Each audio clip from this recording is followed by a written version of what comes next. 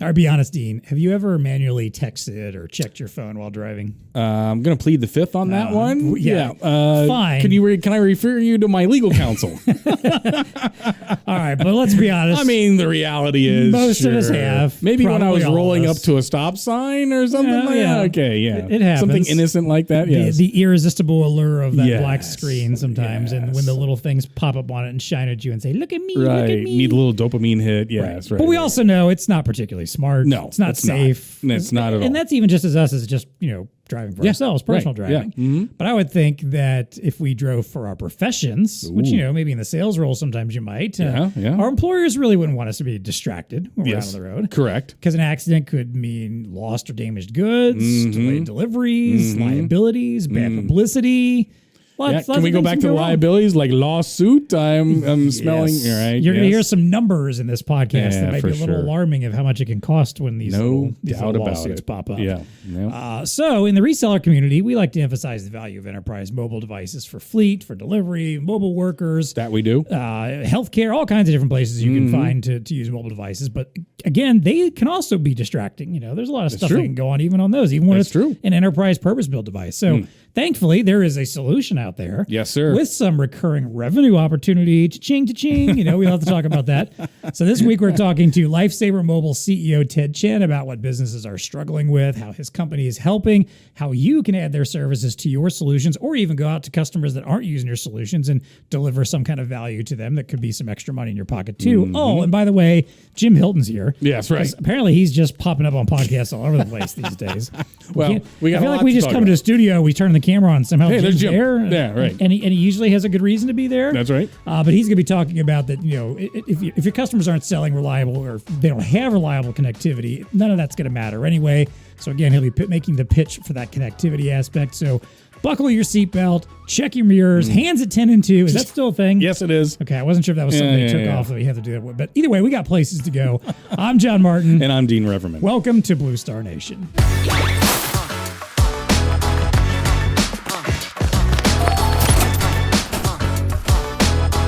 BlueStar Nation podcast is brought to you by Elo.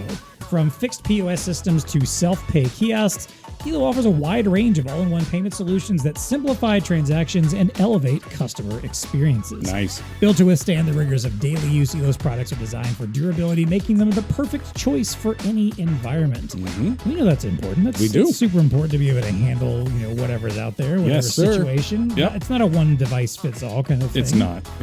So we know Elo is all about modularity. Also, yes. The Elo Pay POS can meet any of your retail and hospitality customers, any need that they have that you can even imagine or that they can imagine. 7, 10, 22-inch screen options are available. Compact devices with built-in dip, tap, swipe, my favorite TikTok dance. Yep. So that can do any of those payments. You can be docked to a printer or a Z-stand, 180-degree swivels to go from merchant to customer-facing, interactive terminals, self-service kiosks. It's a lot of stuff. Wait. What? There's more? There's more. All right. There's also the Elo Pay M60 handheld mobile computer and the M100 tablet for on-the-go and line-busting applications. Yes. If you're unable to help your customer out with some of these solutions, right? Yes. You're not trying. Before, you're not trying, and why are you even in this game? That's right. You probably shouldn't be doing this job. Sorry. But stay subscribed to the podcast. Yes, of course. Contact the BlueStar Elo team to find out which Elo Pay POS system is right for your customer, and check out the link in the show notes for more details. All right, our first of our two guests today is Ted Chen. He is the CEO of LifeSaver Mobile. Mm-hmm. Ted, welcome to the podcast. Glad to have you here. Tell us a little about yourself, your background, and maybe like a high-level overview of what LifeSaver is doing out there. Sure, thanks. Thanks for having me. Really appreciate that. So my name's Ted Chen. I'm a co-founder and CEO of a company called LifeSaver Mobile. We are a software company based here in California with people all over the country. And what we do is we've been around for a little over 10 years now. We've been really laser focused on the problem of distracted driving, or however you want to call it, distracted operation of motorized vehicles. Our use cases are typically on the road, but you can extend that to any motorized vehicle. It could be locomotive, it could be airport, it could be in the warehouse. And we all know that the device, I'm sure we're going to get much more into this, but the device is just so addictive in every way, shape, and form. It's just changed our society. And so as a result, none of us are really immune to the call, the siren of using that device while trying to do other things. And so that's what we do, is we try to remove that risk altogether. Nice. So thanks for having me. Yeah. You mentioned the airport part. That made me a little nervous thinking about, is my pilot up there like thumbing through, TikTok or something, Probably. Adjusting the altitude or whatever. Yes. I don't want want on autopilot, right? You don't want the autopilot going through TikTok. That's a good point.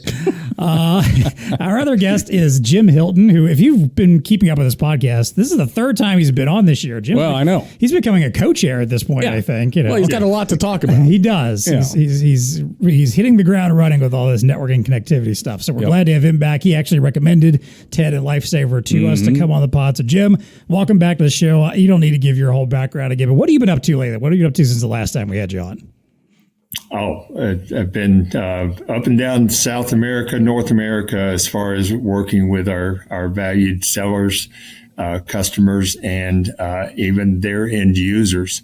Everything was around networking and connectivity, but if you think about how that plays throughout the supply chain, throughout the warehouse, that's what I call fun. Maybe I should say I should get a life, but it's quite rewarding, and we add value to our customers by doing that.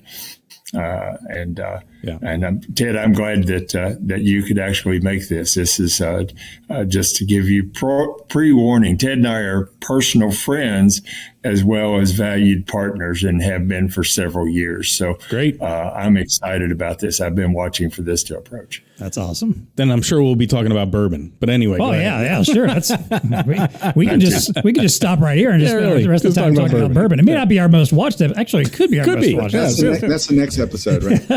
There you go. It's BlueStar Nation After Dark. Nice. All right. Well, let's get into this conversation. Ted, you framed it up pretty nicely. Talk about what LifeSaver does, and this fact that we're driving, we've got mobile devices, they're highly addictive. We know they're dangerous for everyone. We, in our daily life, I don't think any of us can sit here with a straight face and say that at some point we haven't looked at our phone. We shouldn't have been while we were driving and doing something. But obviously, when you get into the business side of things, fleet drivers, delivery drivers, people driving a forklift, or any situation where you have a business where you are relying on people to get in some kind of a motorized vehicle and do something and go somewhere, that distraction takes on a little bit of a different angle. So what's happening with them, and how are mobile distractions actually starting to harm businesses? Sure. And that's obviously what we do, right? We work with businesses in every context of those different use cases that I described earlier. And I guess I'll start by saying our bread and butter has always been the road safety piece, because that's kind of where we all kind of think about distracted driving, and we all know that we see it every day on the roads. And I think for the business side of things, it's extremely exacerbated. The problem is really underlying the fact that these things are happening all the time. This risk is happening all the time. But the underlying pain point that every fleet operator in the world, and of course even more acutely in North America, is the the affordability or lack of affordability of insurance, right? So the insurance piece is so painful. And I'll talk a little bit about in just a second. I'll tell you why that's happening. But every fleet operator in at least the U.S. and maybe broader in North America is having trouble finding affordable commercial auto insurance, which is obviously what they're talking about: fleet insurance, commercial auto insurance. And so as a result, people meaning companies, are now turning to self-insuring because they can't find traditional coverage, or they're going to alternative risk transfer solutions like captive insurance groups, right? So that it's a mess right now.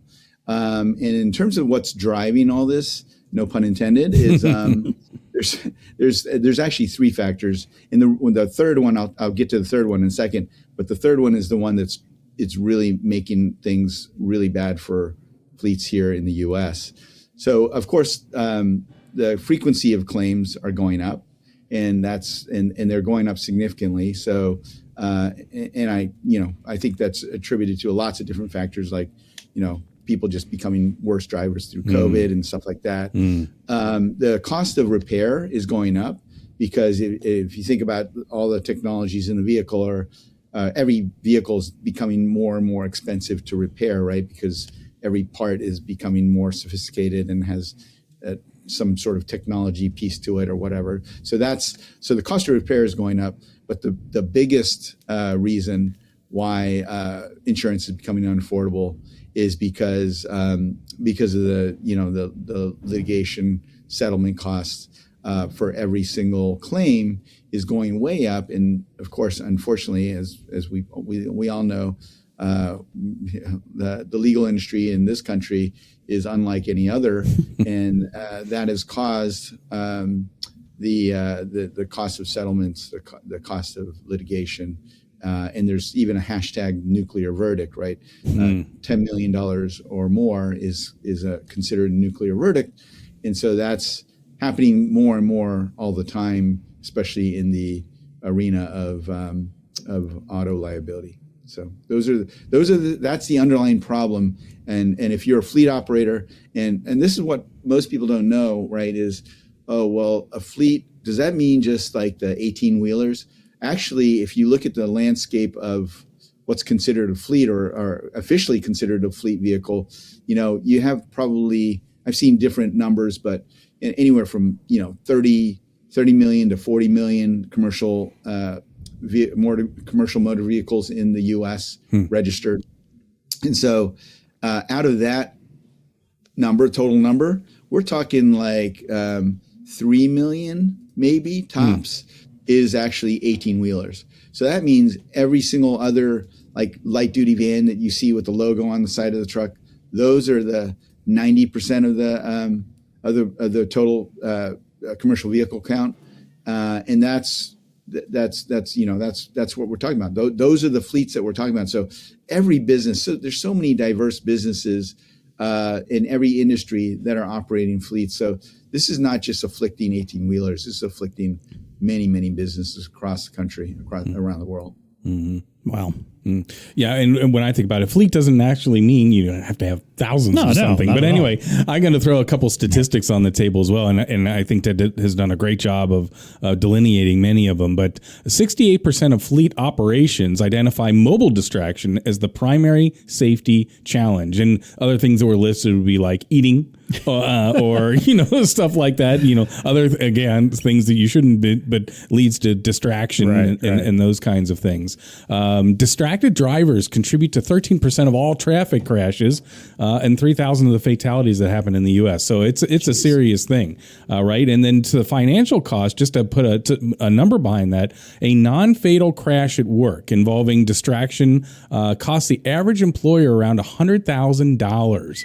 That's a non-fatal crash. Right, so it's just from a fender bender to whatever. Right. I think that feeds right into what Ted's talking about, and obviously that gets into the whole insurance, right? Yep. So you've got more of these claims. The insurance companies are losing an appetite to wanting to be involved in these crashes because they're happening. And then you just lump on the legal. Of course, there's going to be a fleet of lawyers out there circling, blood in the water kind of a thing, and the financial cost there of dealing with the legal issues it seems insurmountable. I mean, 25 million. You can be liable up to 25 million in lawsuits that are related to employee crashes. So how do you insure yourself against a $25 million claim? Whoosh. Right, Ted? That's insurance. We partner with a lot of insurance carriers and captives.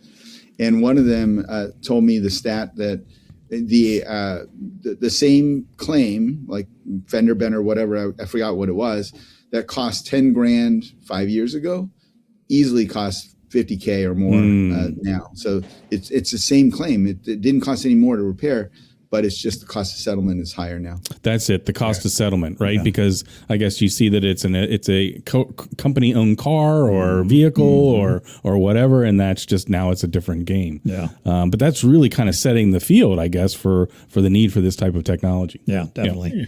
If I can add an operational side to that, and it's years ago, Ted may not even realize this. Anybody that's been around me for 5 minutes know I came out of that last mile delivery world in food and beverage distribution. We deployed 9,000 routes back in that day, that chapter of my life, across North America. And it became evident even in that point that looking at the device, looking at that handheld while they were driving was going to be a problem, was immediately a problem. So when I first met Ted and he described what the solution was, he probably didn't notice my body language change and say, oh, this is important. Mm-hmm. I should pay attention. But I'm telling our VARs, our valued customers, if you have customers that don't have LifeSaver, then at the end of this, you're going to want to talk about this. Yeah, there you go. Well, that makes the perfect segue then to talk about what you guys are actually doing to help combat this problem. So talk about how you're solving these problems.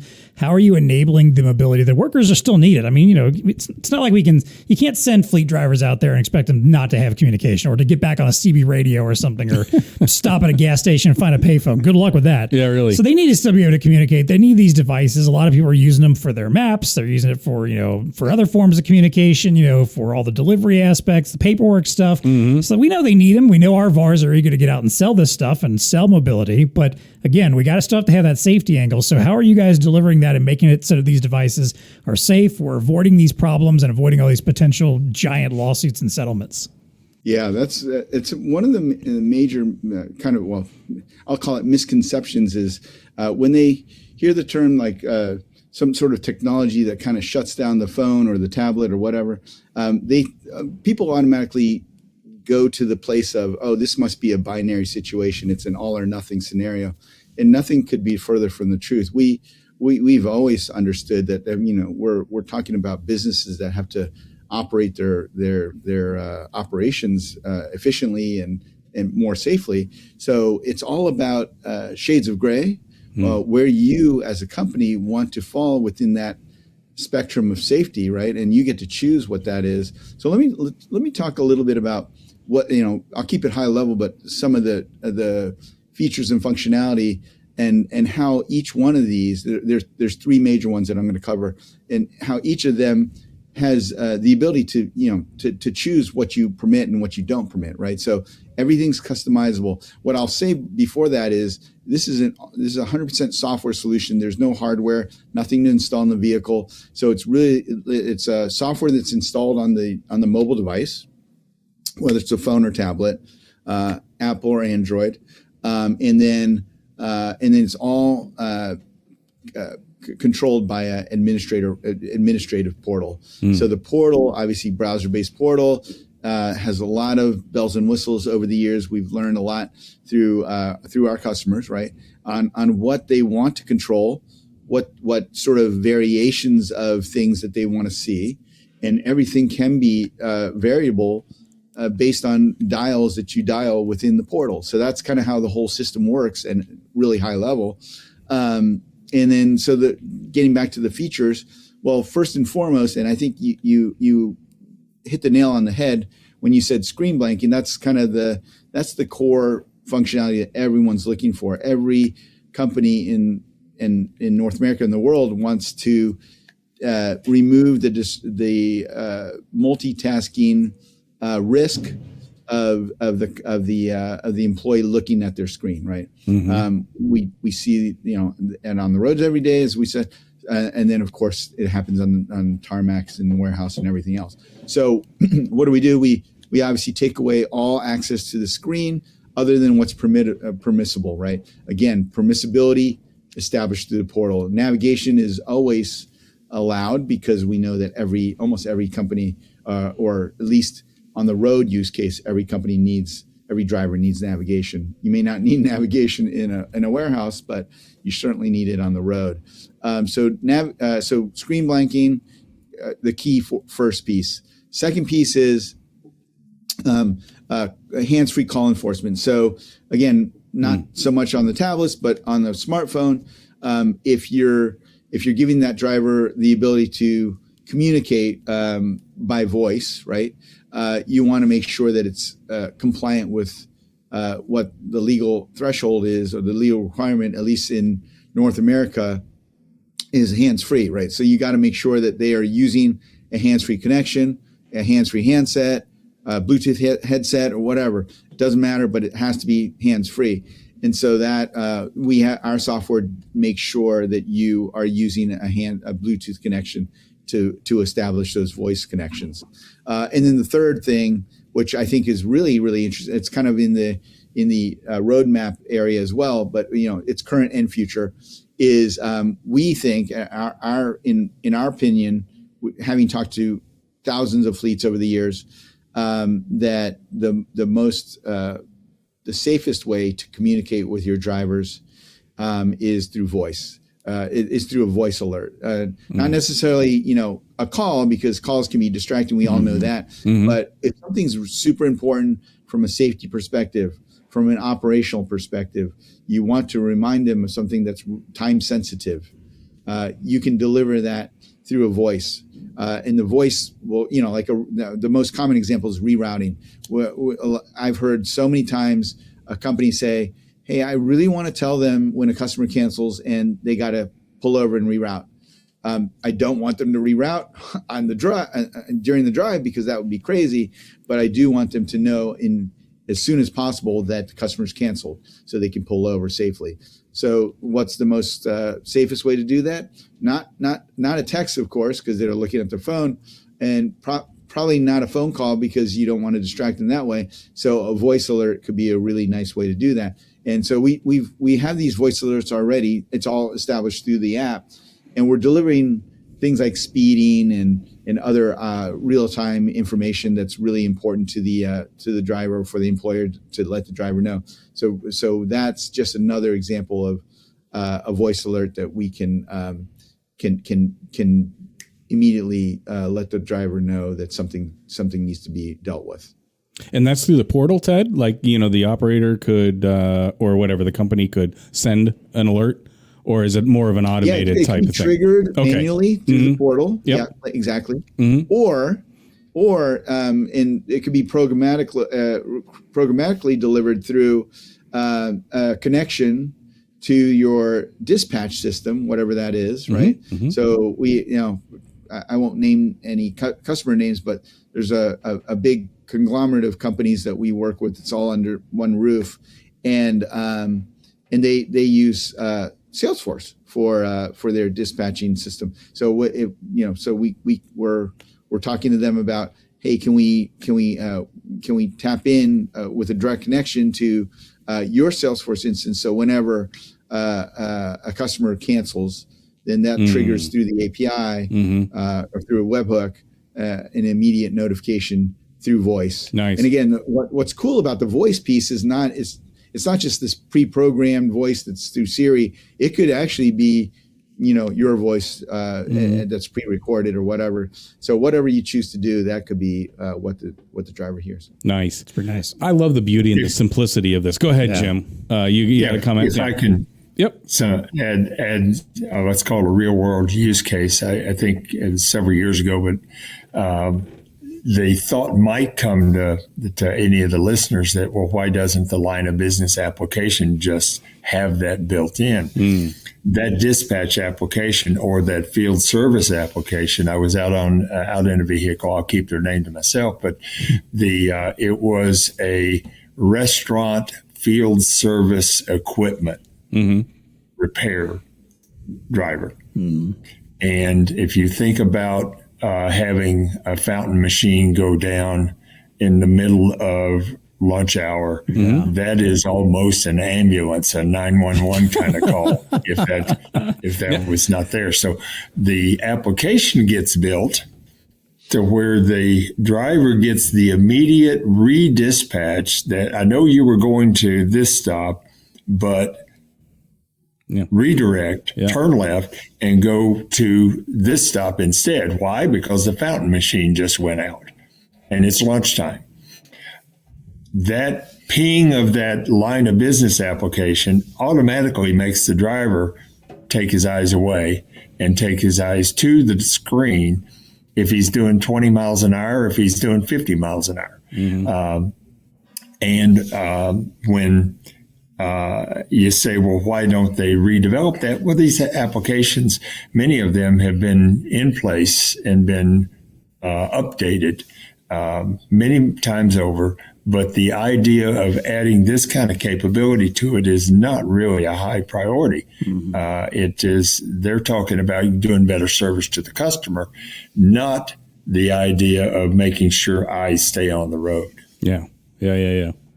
Like I said, I mean, the beauty here is in the simplicity of the tool itself. I mean, how do you solve it? Well, you just blank the screen. Of course.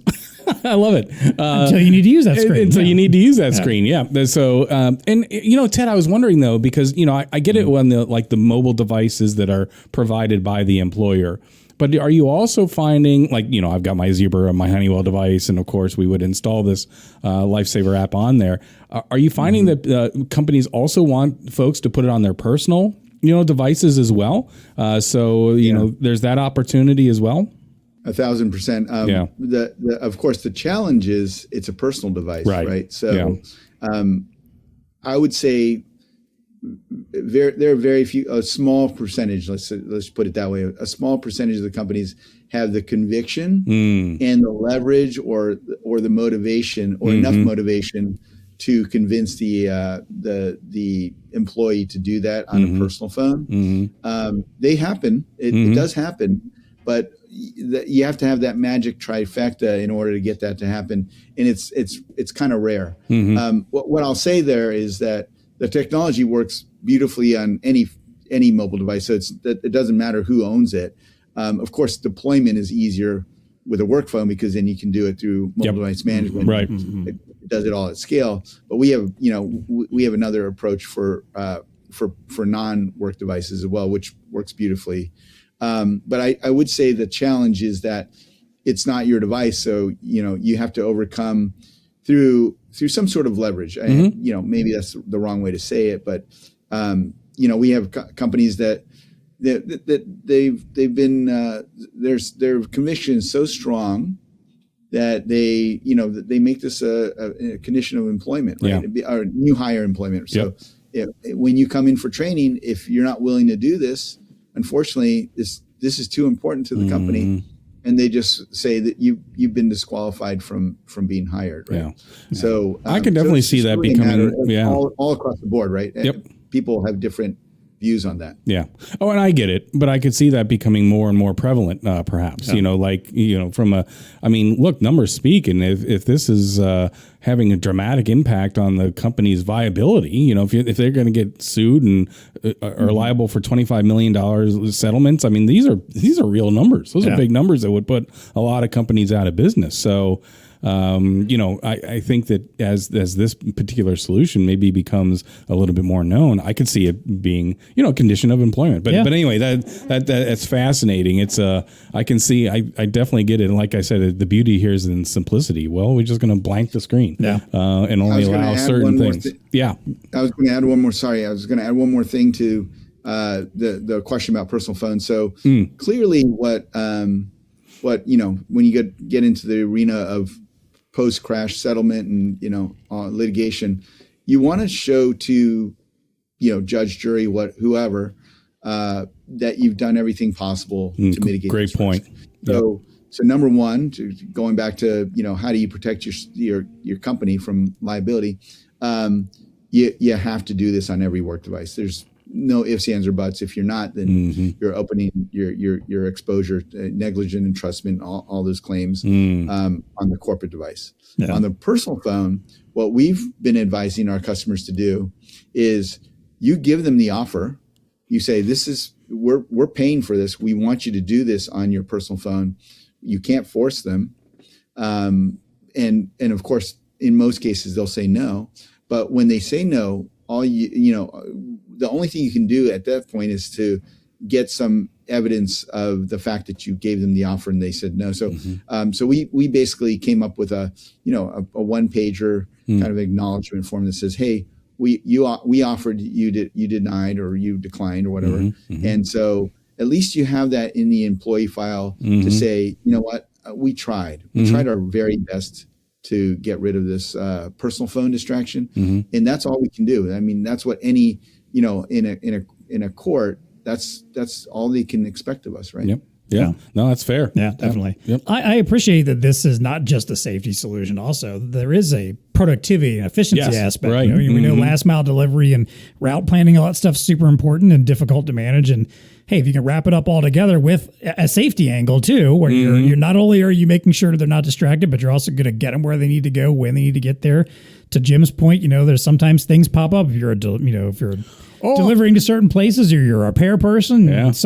Let's be honest, some things are a little more important than others. And if you can pivot someone there, that's a great thing to be able to do. I bet you Jim's got some stories of the bread truck, that should have been rerouted due to whatever, but wasn't. And so, a couple of deliveries that were attempted then failed. But to your point, the productivity gain could have been there. The beauty of, and back to that line of business application, the beauty of LifeSaver, and I'm going to compliment you, Ted, on this, is ours. And most of our listeners right now are resellers, our VARs. They likely didn't sell the line of business application. And again, it's been there for a few years and it came from somewhere else. This is an added ability for revenue to actually take a safety measure that can be bolted in or taken in that serves the purpose for the enterprise. That end user appreciates it, but it doesn't impact the line of business application that's already been there for a while. Nice. Yeah. So in that regard, it's a perfect scenario in my view. So I'm a huge fan, obviously. So I'm tainted. Yeah, there you go. Yep. Well, then, Jim, let's get on the next path here, because you are the connectivity guy and you love talking connectivity. And Nice there's segue. Obviously a connectivity aspect to this, because you can't have these mobile devices. We already know that. We've talked about that. That if you want mobility, if you want fleet mobility, if you want people to go out and do field service work, good connectivity is part of that, and relying on carriers is not going to get you there. And again, especially out on the road where you can be moving in and out of coverage zones all the time. So does that make selling connectivity just as important on these devices? And talk a little bit more about the risk here, of using traditional carriers, and how that might fit in with, if you are using an application like this, again, making sure that you're continuing to keep people safe by keeping them connected. Excellent question. So that almost begs the question I was ready to answer is, wait a minute, Jim, your network and connectivity, what's that got to do with LifeSaver? Having that device always connected is paramount to not only good functionality and productivity of whatever that end device is and whatever that line of business is, but to have LifeSaver running. And that's literally why when I talk about networking and connectivity, I add in these edge solutions like LifeSaver that I'll be real coy with this. Not only does it serve the purpose at the edge that Ted's talked about and we're all so proud of, but the same side to it is it also requires constant connectivity, which feeds back to our sellers that are selling online, because that's what we effectively bring the value of either limited or non-existent dead spots. Yeah.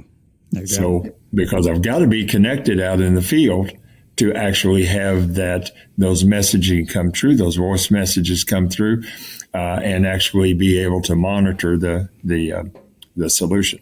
So it fits together. It just does. Ted, do you find that being an issue sometimes? Like, have you worked with customers where they're using traditional carriers and sometimes that's not really helping with delivering what your solution can do?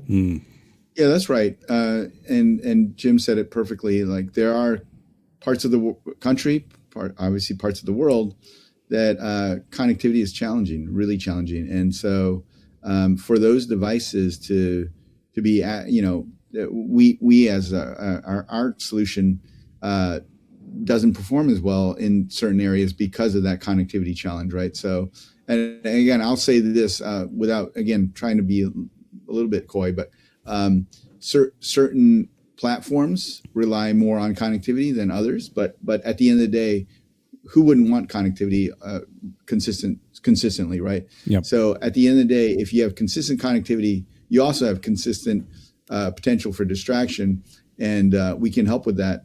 And so I think, with Jim's initiative here on bringing that all together, that makes total sense that the bundle is available for the entire BlueStar community. Mm-hmm.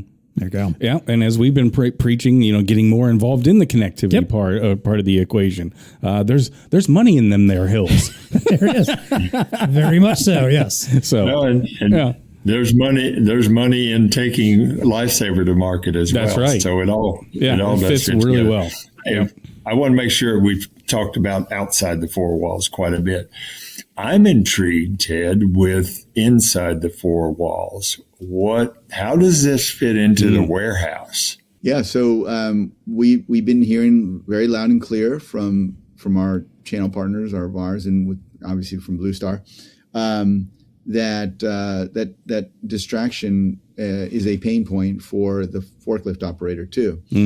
So we designed a version of our software that relies on zero connectivity, and it really takes advantage of some of the advanced capabilities of the accelerometer of the actual mobile device to understand when the driver or the operator is inside or is moving, right? Moving at a inside a forklift versus outside a forklift. So all these different things are being determined based on heuristic factors, right? So, but one of them is the accelerometer, and that's a really important signal for us to rely on. So that's what we've done is we've created a version of our software that actually will screen blank the entire tablet, of course, when it detects that you're moving, call it +1, +2 miles an hour, very quickly within a couple seconds. So there's no ability to type or look at the tablet and get in trouble. I like that. That's great. Yeah. No, I can see the application for sure. Yeah, right. Handy feature. Again, inside or outside. If you're on a motorized vehicle, this little black box is a potential distraction, whether you like it or not. So it doesn't matter what. For sure. I'm gonna be honest. There's some people that just walking around, Yes. are a Distracted liability. walking. Yes. Remember those videos of people walking into ponds and stuff like that? Exactly. Yeah. I'm sure that still happens out there. Is that the next step for LifeSaver? Is how to keep us all from just being idiots while we're on our phones, no matter what? Yeah. I like I like how you use the word step too, by the way. Distracted walking. Yeah. Exactly. I do think that there's so many use cases out there, and we just, we rely on our great channel community to bring us these use cases. We didn't naturally discover that warehouse or tarmac or even locomotive, right? I mean, one of our amazing use cases that we launched last summer was working with a tier one railroad company who wanted to give these tablets to their employees that are operating the locomotives. These are obviously massive, massive vehicles, I guess, and they needed some way to manage that device to make sure that it was, not only safe while operating, but they wanted to give that device to the end user so they could use it for personal use, off duty. And so now we got involved to basically help do that, right? So we're switching the profile of that device from off duty mode to on duty mode to a locomotion and back and forth every single day for nice four digits, 8,000 devices. So wow. that those are the things that we can obviously do that in any work scenario. So that's one of I just kind of paint that picture for what's possible. Yeah. That's pretty cool. That's awesome. There are a lot of endless opportunities. I think taxi drivers, I think, there's just all kinds of applications. Yeah. Is it 40 million? Did you say 40 million registered motor or vehicles out there? 30 something ish million, maybe 35. And then what I didn't say, and I'm glad you asked this question, is there's if for the audience, but they may not be familiar with this term. There's something called the gray fleet. So the gray fleet really means I'm a employee. They didn't give me a vehicle. I'm driving my personal vehicle, but I'm being reimbursed for mileage, so it becomes a work vehicle. Yeah. And so that's considered a gray fleet vehicle. So there are so many gray fleet vehicles on the road today. You can imagine. So here's the one that everyone will be familiar with is home health, right? So every home health nurse on the roads today is driving their own, as far as I know, driving their own personal vehicle, reimbursed for mileage, and probably most likely carrying a work device because that work device is HIPAA compliant, right? So that is like, if you add in the gray fleet, and we've looked for stats on what that addressable market is. I think it's probably at least 10 million vehicles. So, it could be easily over 40 million total. Yeah. I would not doubt that at all. I mean, I harken back to cutting my teeth in sales, and I would travel around in my car and get my mileage for that. I mean, throw sales reps in there, traveling sales reps in there, right? Yeah. I'm working on behalf of the company and all that kind of good stuff. I can only imagine, right? Yeah. And who's going to, that's right. Because you're reimbursing for mileage, who's going to be paying for that. That's exactly right. If it, 100%. That was a work trip. What I heard when Ted said that was revenue opportunity. Exactly. That's right. Well, speaking of, we're gonna let these two talk a little bit more about how they can work with you as a VAR. And again, if you haven't figured it out, how they can deliver some really good recurring revenue to you. Before we do that, though, let's quickly talk about what's happening around BlueStar Nation. Well, if you're listening to or watching this podcast, you clearly like good content, right? So we take pride in creating the best educational, informational, and occasionally just fun videos, blogs, podcasts, events, and spotlights on our partners. The best way to keep up with all that stuff, well, follow and subscribe to BlueStar on LinkedIn and YouTube. Yes. Webinars, to-use tour stops, end-user surveys, new products, podcasts, unboxed videos, pets of BlueStar. We've done some stuff with that. Back to school photos with a twist. I told you we like to have some fun too. That was good stuff. And so much more stuff that we're doing out there. So go follow BlueStar Inc. on YouTube or Blue-Star on LinkedIn. Of course, the links are always down in our show notes as well. Check out what we're doing there. Keep up with us. It's a great way to keep up with what we got going on. Hear about amazing partners like LifeSaver. And again, sometimes we just like to have a little bit of fun and give you a chuckle in your day when you're shuffling your feet. So that's right. While you're doing all that, though, take a moment to hit the like button on this video. Leave us a review and a rating on the podcast platform of your choice that you're listening on. Check out our BlueStar Nation blog, and always send your ideas into us. We want to know what you want to hear about on the show. Absolutely. What new topics have we not covered? What new technologies are you hearing about but want to learn more about? Crowdsource some of these topics. No doubt. Yeah. I mean, take a little bit of work off me and Dean at least, And poor Jim. Jim's out here hustling and bringing us new people to talk to all the time. But I can't just rely on Jim for this stuff. So if you got ideas of who you want to see on the show, what do you want us to be talking about, send them in to us. Again, you can find us on our LinkedIn page or email us directly, nation@bluestarinc.com. All right, let's wrap up with a little VAR value to kick things off here. And again, I feel like all throughout this conversation, Ted, you and Jim and both have honed in on how this can really bring value to a VAR that is already selling mobility, or in my mind, even someone that's not able to get a customer to necessarily buy a device. You kind of hinted at it earlier with the personal device, but I also know there's a lot of businesses out there that will sometimes maybe rely on their carrier or buy a fleet of consumer grade devices and hand them off to their employees. And maybe you're trying to get in with a enterprise device, which we know are better, but that doesn't always necessarily happen. But there still might be for a chance here if you're convincing them to use LifeSaver to get a little recurring revenue out of them. So let's talk about that, Ted. How are you talking to these VARs when they're out there and giving them this opportunity to generate some recurring revenue? What are you looking for in the VAR community of how they can work with you and vice versa?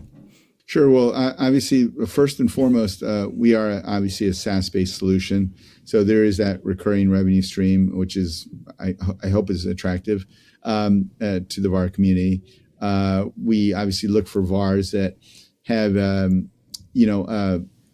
account mapping that matches closely to our, ICP, our ideal customer profile. So again, not saying that. I think there are a lot of verticals that have fleet operators. So we obviously would love to talk to anyone who's interested, and we can educate you guys on who we go after from a vertical perspective. And hopefully there's a good match and a good overlap. I would say that the verticals that we see most commonly in our customer portfolio are field service, right? So the HVACs of the world, the pest controls of the world, plumbing, that type of thing, artisan kind of services. There's mechanics, a lot of mechanics like, elevator repair and stuff like that. Last mile delivery, of course, we've talked a lot about that. So in Jim's old world, of course, package delivery as well. So food service, package delivery, beverage, DSD, all those guys are well represented in our customer portfolio.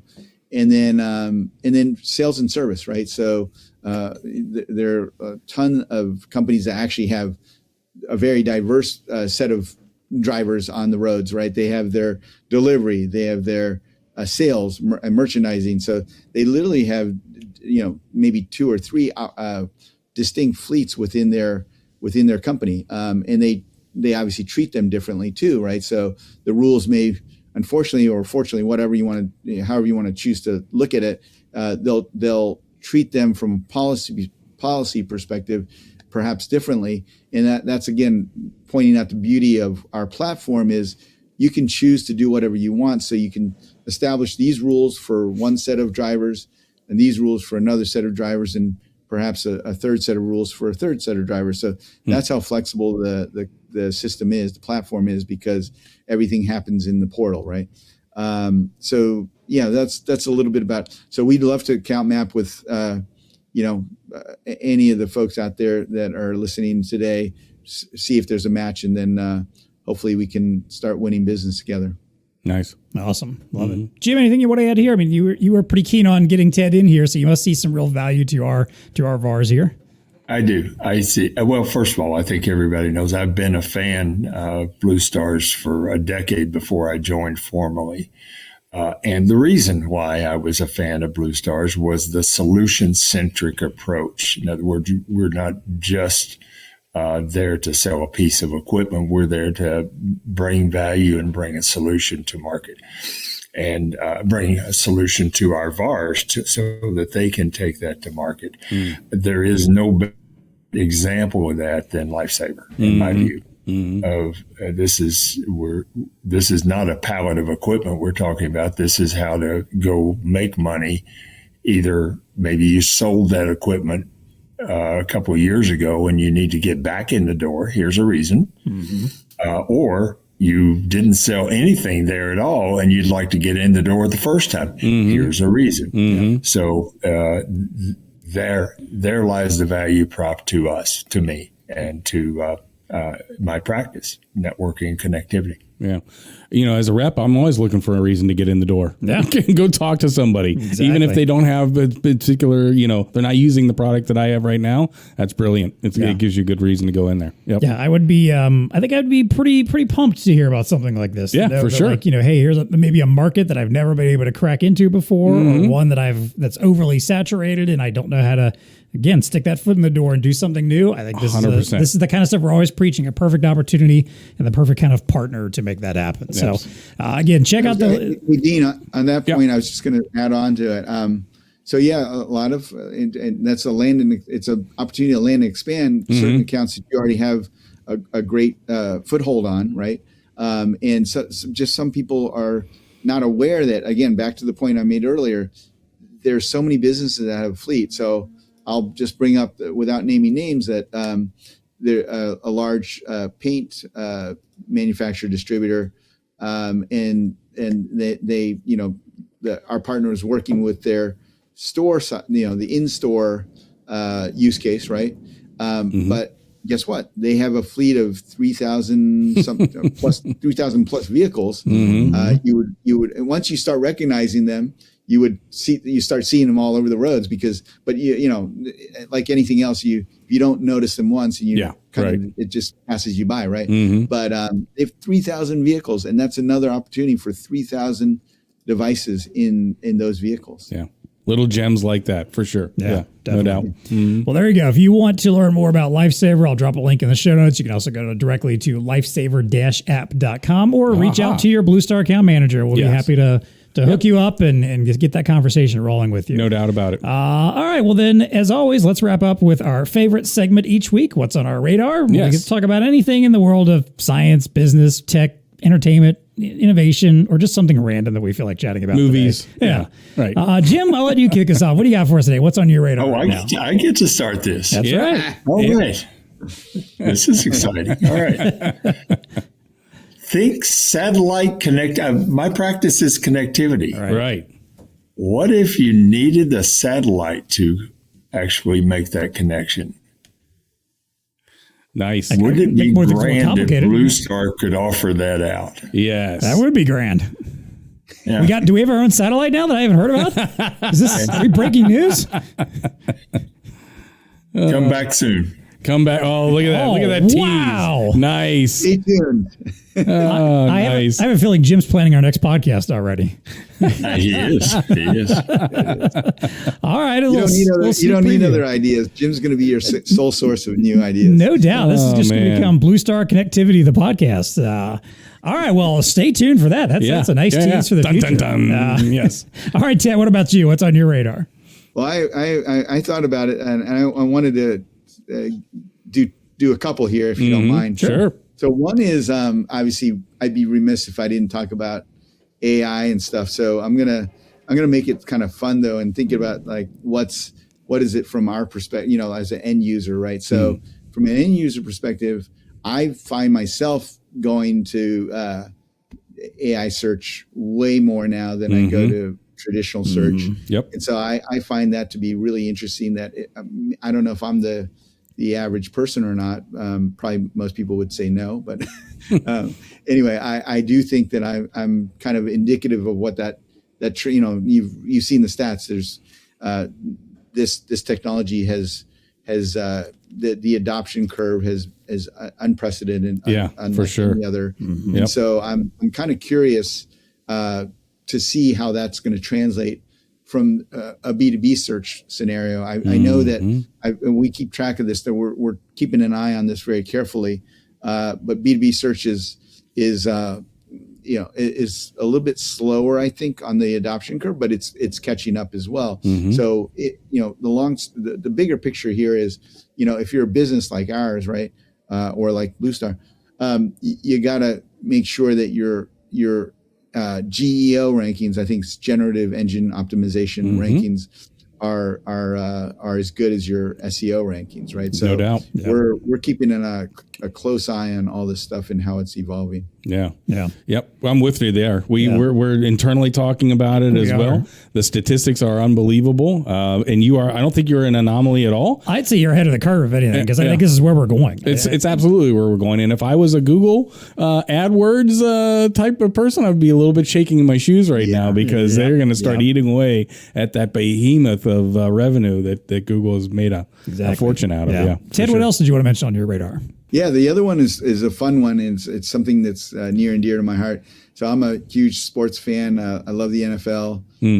And I just saw this article just the other day about they're finally, I think it's this year. I believe it's this year. Maybe it's next year, but I think it's this year.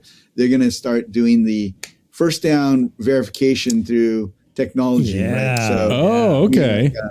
A chip inside the football, and then you get your lasers. And I don't know exactly how it works. I didn't read I saw the headline, and I maybe clicked on it for a second. But finally, after all these years, no more of this these scenarios where the referee is sliding a credit card. Wait a second, did that touch or did that not touch?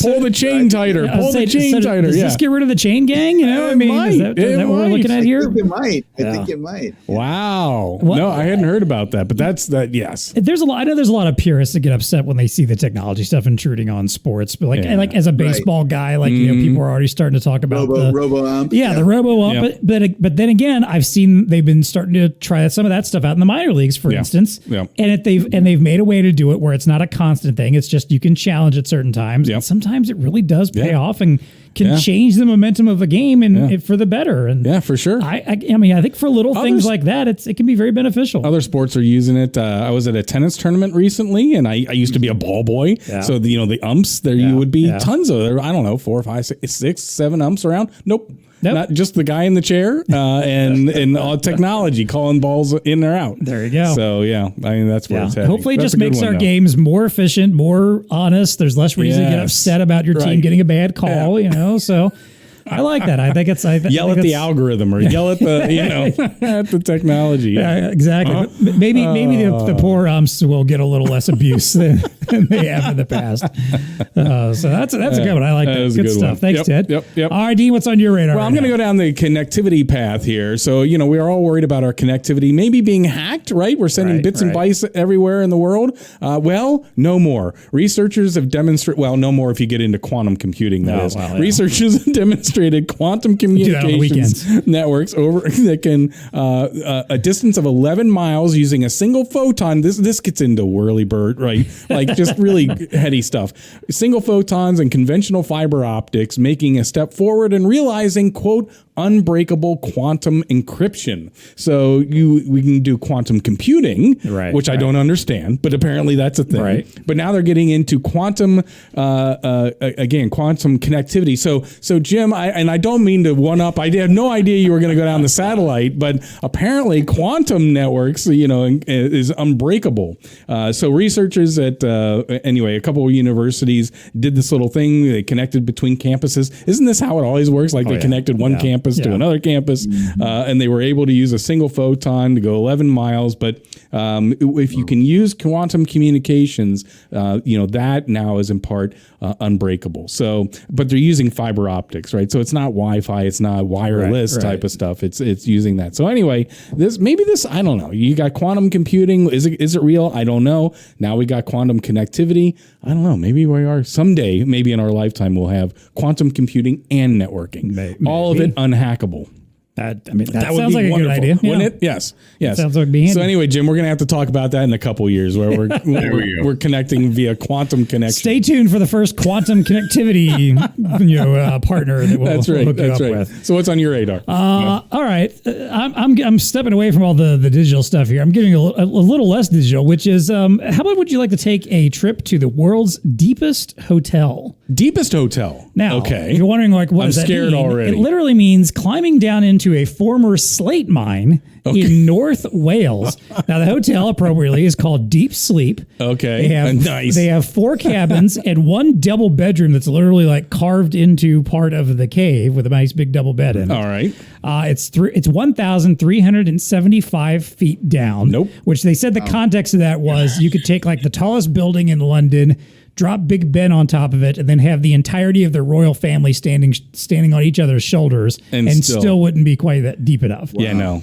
So I'm like, well, that's kind of impressive. That's way down. Now, here's the better part of it. So it sounds fascinating. It gets better? Well, okay. I don't know. I'm horrified. It sounds fascinating. Like, that sounds kind of cool, staying in a cave. And I just recently took the family to Mammoth Cave and did some cave exploration. Right. That was fun stuff. Yeah. However, if you really wanted to do this, you got to go on a 45-minute hike. To even get to the cave. Oh, geez. And a 1-hour descent into the cave. Now, you have guides and stuff with you taking you there. And then basically you're just kind of crashing there for a night. But apparently the place has Wi-Fi And they'll have some cave exploring appropriate snacks and whatnot. They've got electricity down there, And can you find this on Airbnb? I mean, I don't know. They didn't really get into that, but I feel like Airbnbs are trying to one up themselves. That's true. With the next true. comment. So like the tree houses, slate mine. And, wow. So an abandoned slate mine. If you feel like a long hike and an even longer descent, and I guess you got to climb back out and hike back too the next day, then you can stay in the world's deepest Here's hotel. what they don't have. Blackout curtains. That's true. You just turn out the lights. Yeah, I don't and think you can't see your hand in front of your face. I don't think it's gonna be a problem. That was something when we did that cave tour. There was like a part in the tour where they're like, "All right, we're gonna stop here, stand still." Turn off the lights. They turned off the lights, and it was insane how dark it was in there. Like, yes. Now imagine just coming in here with just a candle and hoping you can find. Well, I'm rethinking my position because of all the traveling, and I'm sure all of us do. Just going to Vegas, they have blackout curtains, sure, but do they work? I mean, so being in a completely darkened area and not having the flashing lights and neon, it's true. Maybe that is worth something. It's the ultimate way to get away from it all. There you go. I mean, that's right. Like I said, they had Wi-Fi, but there was no cellular connectivity. Think how Jim might work on that, but but you can't get a phone call down there at least. So think how quiet it is down there too. I'm sure it is. Yeah. Yeesh, I don't know. Man. All right. Well, that's what's on our radar. Ted Chen, Jim Hilton, thank you guys so much for being here on the show. Check out the LifeSaver app and reach out to them. Good opportunity there. Be a benefit for your customers. Until next time, put your phone down and watch the road, okay? And we'll see you out there in the nation.